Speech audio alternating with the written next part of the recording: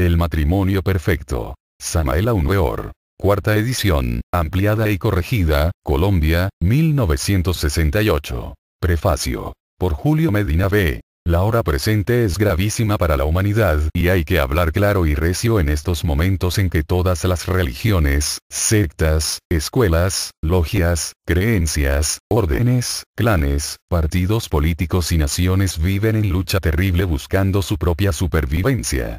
Es la hora del ser y del no ser de la filosofía. Este es un instante decisivo para la humanidad. Por lo tanto, nos toca hablar con claridad para poder prestar ayuda inmediata a los que quieren hacerse asistentes a la sala de la sabiduría divina. Centenares de espiritualistas de aula se ruborizaron con nuestro lenguaje de combate usado en el primer prefacio de esta obra, la cual revolucionó a muchas escuelas espiritualistas, pero ello fue necesario en los comienzos para poder despertar a los dormidos de todas las creencias y brindarles una ayuda necesaria. Todos esos contribuyentes vivieron pagando cuotas sin recibir provecho alguno y, mientras haya mercaderes en el templo, habrán reformadores indignados. Antes del gran diluvio universal se le dio a la humanidad un arca de salvación y muy pocos la aprovecharon. Así lo demuestra la enseñanza bíblica. Hoy, como en aquellos tiempos, un nuevo capitán dio la voz de alerta. El venerable maestro Samael Aun Weor, quien ha puesto en nuestras manos una nueva arca de la alianza para que nos podamos salvar de la espantosa borrasca que se aproxima. Nosotros ya somos náufragos. Se nos ha tendido una tabla de salvación. Esa tabla o arca de salvación es el gran arcano. Aquí tenéis la doctrina del Salvador del mundo. La humanidad ya conoció al Cristo histórico y ahora debe conocer al Cristo en sustancia, el cual vive y palpita en el fondo mismo de nuestro sistema seminal. En esta obra nos enseña el maestro Samael Aun Weor, Kalki Avatara de la nueva era de Acuario, que la redención del hombre está en el sexo. Nos habla con asombrosa claridad de los grandes misterios del sexo. Nos muestra en todos los libros sagrados de las grandes religiones del mundo cómo allí se encuentra en forma muy velada esa gran sabiduría. Con Biblia en mano nos demuestra esta grandiosa sabiduría, nos muestra cómo ese libro sagrado, que es una joya de ciencia oculta, principia en el Génesis hablando del sexo y termina en el Apocalipsis hablando del sexo. Y hoy, todos aquellos valerosos que hicimos caso omiso a los metemiedos y que nos pusimos pacientemente a practicar todas las enseñanzas que Él nos está dando, damos fe de la maravillosa transformación que hemos logrado en todos los campos de la actividad humana y de las maravillas que hemos descubierto dentro de nosotros mismos, y deseosos de corresponder al Maestro los beneficios recibidos con su majestuosa sabiduría que de gracia hemos recibido, no podemos menos que ayudarle en la gigantesca obra que hoy pesa sobre sus hombros, como es la de abrir la era de Acuario, que será totalmente espiritual. La mujer es la vestal del templo divino. Nuestra esposa sacerdotisa es la vestal de nuestro templo interno. El hombre es un sacerdote que oficia en el templo del amor. La sacerdotisa prende los fuegos sagrados. Esos fuegos son enteramente sexuales. Nuestra propia esposa sacerdotisa es el mismo Atanor que tanto buscaron los alquimistas y luego enseñaron con suma cautela, porque la humanidad no estaba madura para recibir esa sabiduría. Con la muerte de Jesús, el Cristo, se rasgó el velo del templo. Ahora, con la venida del avatar de Acuario, se abrió de par en par ese velo y la presente humanidad podrá conocer los profundos misterios del sexo. Con estas fuerzas se hace un coloso y con ellas podrá despertar las maravillas que tiene dormidas o encadenadas, en la misma forma en que hoy la ciencia materialista ha despertado las terribles fuerzas del átomo y conseguido el progreso material. Se necesitó que el hombre presenciara todas estas maravillas y así rompiera todos sus tabúes y se hiciera asequible para las nuevas conquistas. El matrimonio fue constituido por nuestro Señor el Cristo. A Él pertenece la sabiduría del amor y hasta ahora el hombre no lo ha comprendido. Apenas sabe gozar de algunas de sus manifestaciones. La sabiduría del gran arcano permaneció oculta por muchos siglos. No se pudo hablar de ella con tanta claridad, pero hoy nosotros la vertimos aún con más claridad para que en el lector no exista duda alguna. En el campo físico, a las distintas combinaciones de la materia se las llama química. En ocultismo o esoterismo, cuando una materia se transforma en otra, se le llama transmutación o sea cambio de forma. Por ejemplo, el cambio que sufre la hierba o pasto cuando pasa por el estómago de la vaca y sale transformada en leche. Eso es alquimia. El hombre actual tiene conocimientos exactos del poder germinativo de la semilla o simiente. Públicamente habla de todas las simientes menos de la simiente humana, porque ese es el punto neurálgico del cual no se puede hablar porque libera al hombre de la esclavitud y del esclavo viven todos los amos. Hay dos clases de doctrinas. La doctrina del ojo y la doctrina del corazón. La doctrina del corazón se nutre del amor y nos enseña la sabiduría de la transmutación o castidad científica. Esa sabiduría de la castidad se conoce en el cuerpo de la doctrina católica cristiana con el nombre de no fornicar y constituye el sexto mandamiento de la ley de Dios. La doctrina del ojo se nutre de teorías y enriquece al intelecto. La una nos conduce a la sabiduría humana y la otra a la sabiduría divina. La una nos convierte en buscadores de la sala y la otra en asistentes a la sala de la sabiduría divina. Un cuerpo de doctrina nos animaliza, el otro nos diviniza. Nosotros hablamos de la fuerza sexual porque realmente es una terrible fuerza. La pérdida de esa fuerza en el ser humano trajo como consecuencia la pérdida de la fuerza moral, y cuando hablamos públicamente de ella se nos vienen, armas en ristre, los pontífices de todas las creencias y los dueños de todos los esclavos del mundo. Pero vamos a hablar claro a las gentes sensatas y claro a los moralistas equivocados que tanto se ruborizan cuando hablamos de la majestad del sexo. Ellos ya no pueden tapar el cielo con las manos porque, cuando una ley cósmica entra en acción, hay de los oponentes. Porque serán arrasados. La humanidad del futuro deberá conocer la divinidad del sexo. Eso ya nadie podrá evitarlo. Te mostraremos, caro lector, físicamente lo que es esa fuerza sexual para darte aliento en tus propósitos de enmienda. Entre las aves de corral todos conocemos al gallo y la gallina. También conocemos los gallos de pelea. Son de poco peso y de poco tamaño. El gallo de pelea requiere un adiestramiento especial. Los galleros desde pequeño le ponen una cuerda y lo atan a una estaca o palo. El objeto de la amarrada es evitar que el gallo de pelea se una con hembras de su especie. Así crece el pequeño pollo hasta convertirse en gallo. Este pequeño animal no conoce de transmutación, pero en cambio se opera en él la absorción de su propia simiente y con esa terrible fuerza se hace un coloso lleno de energía y valiente. Cuando por cualquier motivo ese gallo de pelea, que a la fuerza lo han hecho casto, se mete en el gallinero donde hay un gallo fornicario, en minutos le da muerte, aun cuando pese 5 veces más que él.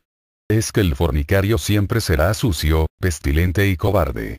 Todo animal fornicario es hediondo, aún las aves cuando son fornicarias como en el caso del gallo. Para ese coloso los hombres le hacen las galleras o lugares de luchas. Allí pagan bien caro los que miran la pelea de esos guerreros hasta la muerte. Los toros de lidia desde poca edad son separados de las hembras. Ellos se hacen adultos sin tocar hembra. Allí se opera también la absorción de su propio semen, porque esa bestia no conoce de transmutación, que es capacidad del ser humano, de manera que aun siendo un acto enteramente animal, el beneficio que recibe aquel macho no tiene igual. Se crea con una bella estampa, lleno de fiereza y agilidad. Su pelo brilla y su costo supera al novillo de mercado. Los hombres le construyen circos que valen millones, y cuando lidian a uno de esos colosos, las gentes pagan lo que les pidan por verlos morir como valientes. A los caballos de carrera, se les llama potros y potrancas porque jamás los juntan con yeguas o caballos. Esta bestia tampoco conoce de transmutación y solo opera en ellos la absorción de su propia simiente, es decir, un acto enteramente animal similar a de la eyaculación, y sin embargo, la bestia se embellece, su pelo brilla, su estampa es colosal. Los grandes criadores saben que el caballo pierde su materia seminal con la erección y entonces le ponen en el glande o cabeza del pene, un aro de plata que evita que el animal llegue a la erección y por consiguiente, pierda su materia seminal. Esto lo tienen los grandes criadores como un secreto indecible. A estos colosos, que a fuerza les hacen no perder su simiente, los hombres les construyen costosos hipódromos donde se cobran grandes sumas para poderlos mirar, y millones de hombres en el mundo están pendientes de sus favoritos y hacen apuestas colosales. Todo ello es obra de esa terrible fuerza sexual, que nosotros estamos empeñados en que no la pierdan los buenos y mansos que viven botando lágrimas, porque no saben que son dioses en potencia. Si los hombres supieran lo que van a perder cuando van a fornicar, en lugar de ir riendo irían llorando. Así nos ha dicho el venerable maestro. Para entender esto veamos lo que le pasa a un animal cualquiera. Tomemos al caballo del cual estamos tratando. Cuando este animal dura tan solo una noche en connubio con una yegua, al día siguiente no rinde trabajo, se llena de sudor y no puede con un hombre que pesa 8 veces menos que él. El caballo como animal que es, produce fuerza, y si con el solo contacto de una noche pierde su fuerza, ¿qué no acontecerá con el ser humano que queriendo sobrepasar a la bestia se junta todas las noches? El hombre produce fuerza moral, pero esta fuerza también se pierde con la fornicación. He ahí por qué hay tanta irresponsabilidad moral y los señores moralistas fornican en privado y escriben libros y nuevos textos sin saber dónde es que se encuentra el mal. Si un solo espermatozoide tiene el poder de crear un cuerpo tan perfecto como es el del ser humano, ¿qué no haremos nosotros con los millones que nos reservamos para darnos luz y sabiduría a nosotros mismos? Hoy millones de hombres están cayendo ciegos al abismo y esos ciegos se guían unos a otros, pero siempre en dirección al abismo. Los hombres buenos de todas las creencias solo son sombras buenas, pero sombras, porque les falta la luz crística que vive y palpita en el fondo mismo de nuestro propio sistema seminal. Esa luz interna nos conducirá algún día hasta el Padre muy amado.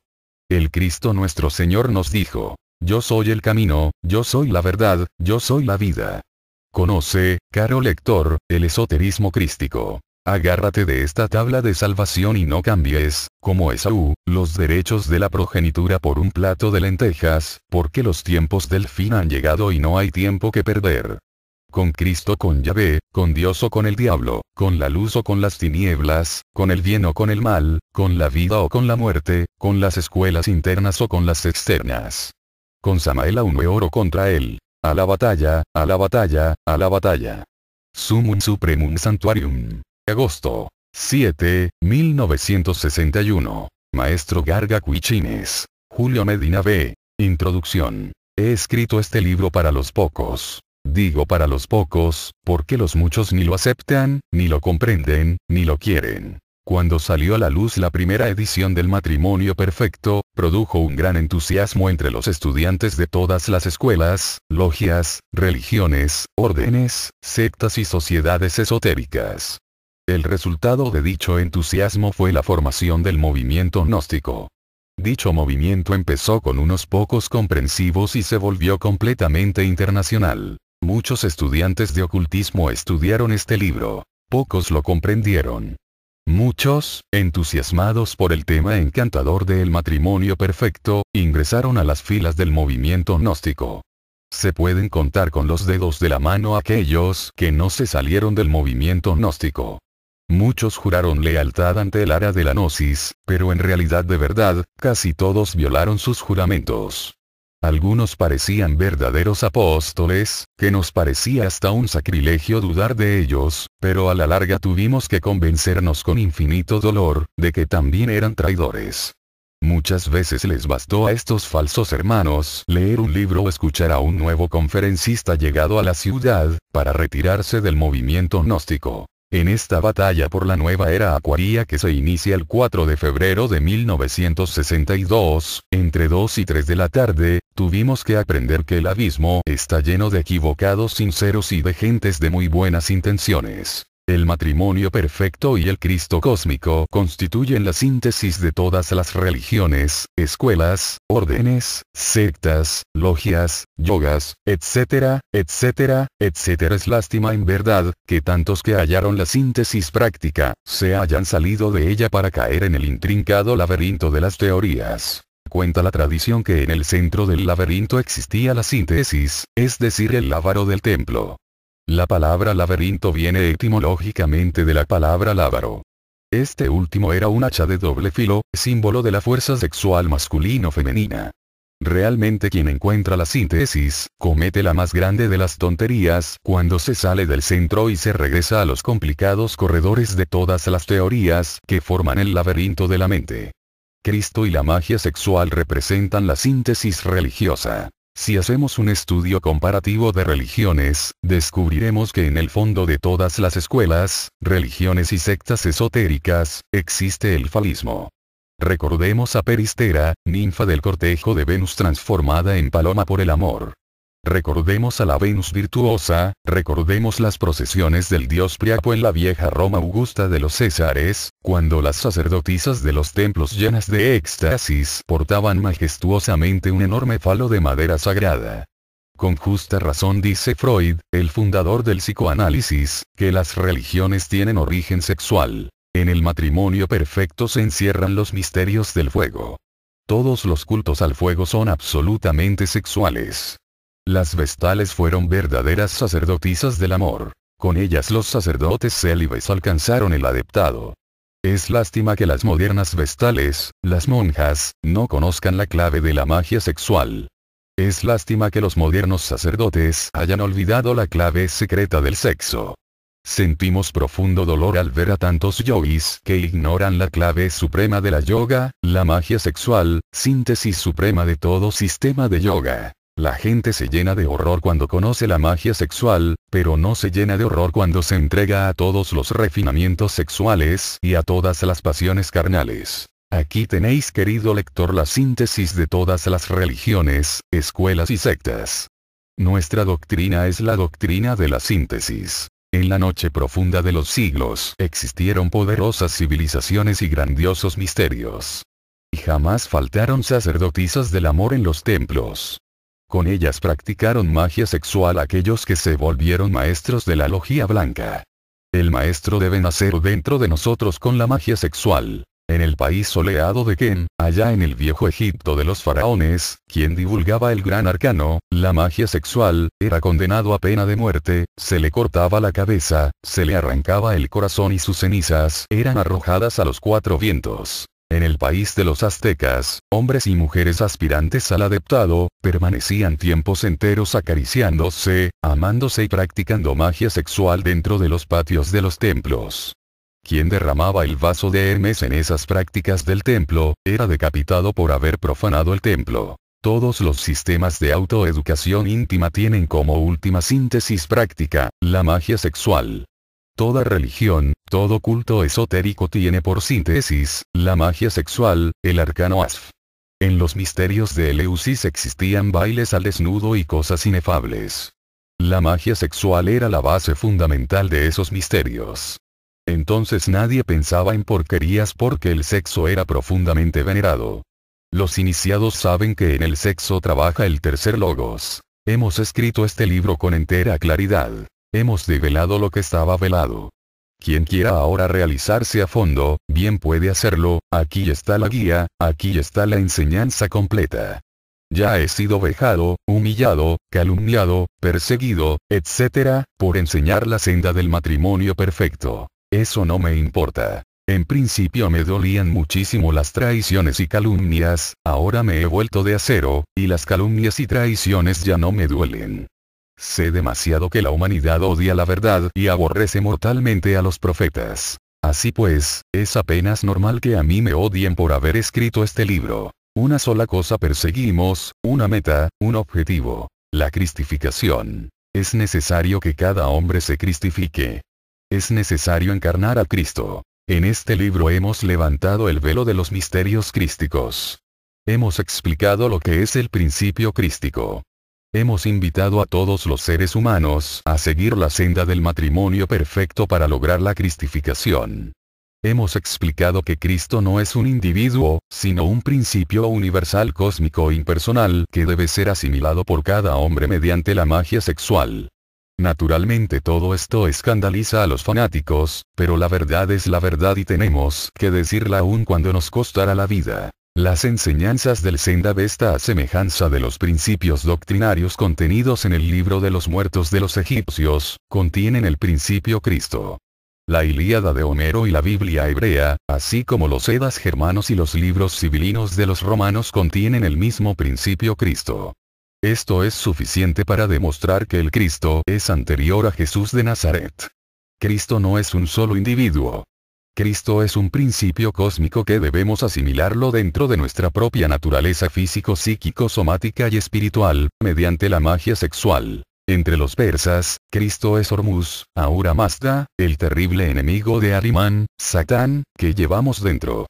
Entre los indostaníes es Krishna el Cristo, y el Evangelio de Krishna es muy semejante al de Jesús de Nazaret. Entre los egipcios, Cristo es Osiris y todo aquel que lo encarnaba era de hecho un osirificado. Entre los chinos es Fui el Cristo cósmico quien compuso el I Ching, libro de las leyes y nombró ministros dragones. Entre los griegos, el Cristo se llama Zeus, Júpiter, el padre de los dioses. Entre los aztecas es Quetzalcóatl, el Cristo mexicano. Entre los edas germanos es Balder, el Cristo que fue asesinado por Oder, dios de la guerra, con una flecha de muérdago, etc. Así podríamos citar al Cristo cósmico en millares de libros arcaicos y viejas tradiciones que vienen de millones de años antes de Jesús. Todo esto nos invita a aceptar que Cristo es un principio cósmico contenido en los principios sustanciales de todas las religiones. Realmente solo existe de hecho una sola religión única y cósmica. Esta religión asume diferentes formas religiosas según los tiempos y las necesidades de la humanidad. Así pues, resultan absurdas las luchas religiosas porque en el fondo todas son únicamente modificaciones de la religión cósmica universal. Desde este punto de vista afirmamos que este libro no está contra ninguna religión, escuela o sistema de pensamiento. Lo único que hacemos en este libro es entregarle a la humanidad una clave, un secreto sexual, una llave con la cual todo ser viviente puede asimilarse el principio Cristo, contenido en el fondo de todas las grandes religiones del mundo. Reconocemos a Jesús y a su Zeus Júpiter, como el nuevo superhombre que asimiló totalmente el principio Cristo, y de hecho se convirtió en un Dios hombre. Consideramos que nosotros debemos imitarlo.